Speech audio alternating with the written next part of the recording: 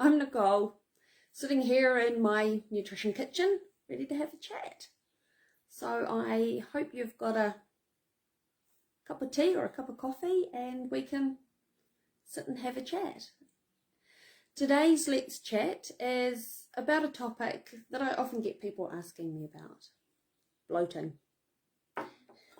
Chances are you've experienced it, and that feeling like you've got a balloon full of air just, making you feel really uncomfortable.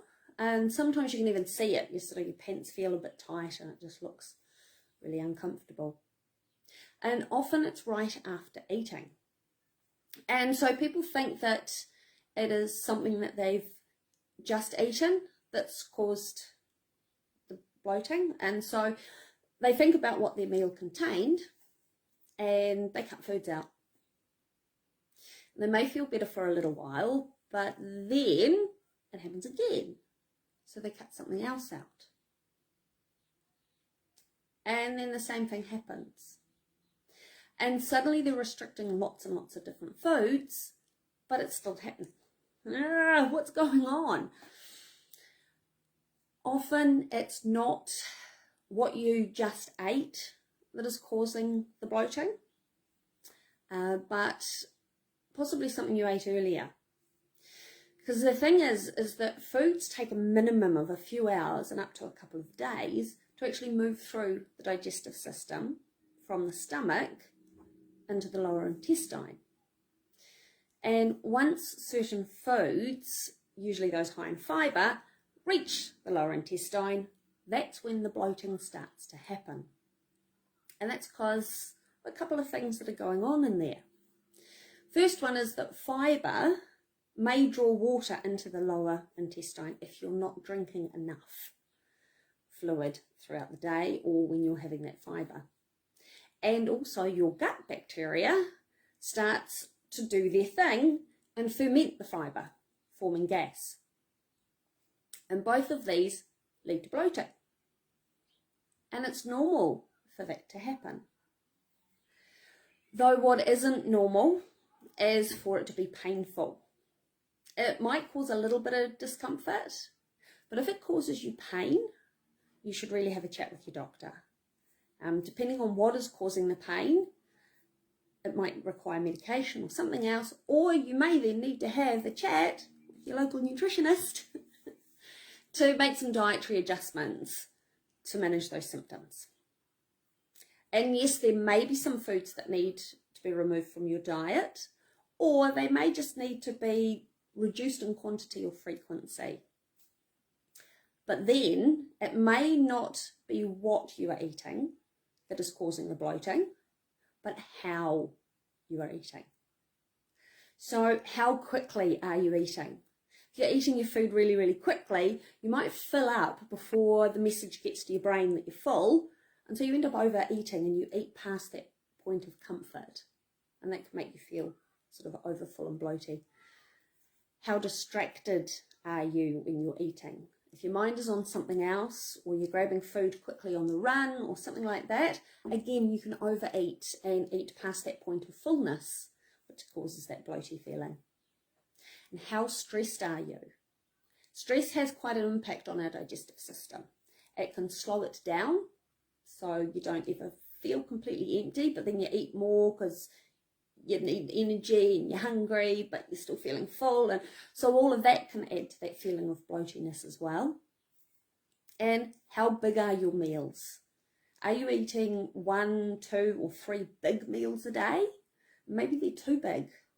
Maybe what you need to look at doing is going for smaller meals, but having more of them. So that way you're still getting all the fuel and the nutrients and the fun foods, because they're important too, getting all those in, but just spreading it out across the day so that your stomach has a chance to digest and clear, and reducing that incidence of bloating.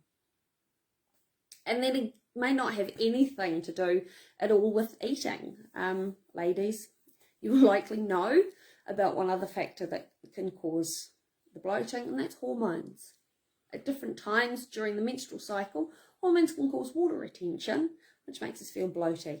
And that just adds if there's all that other stuff going on.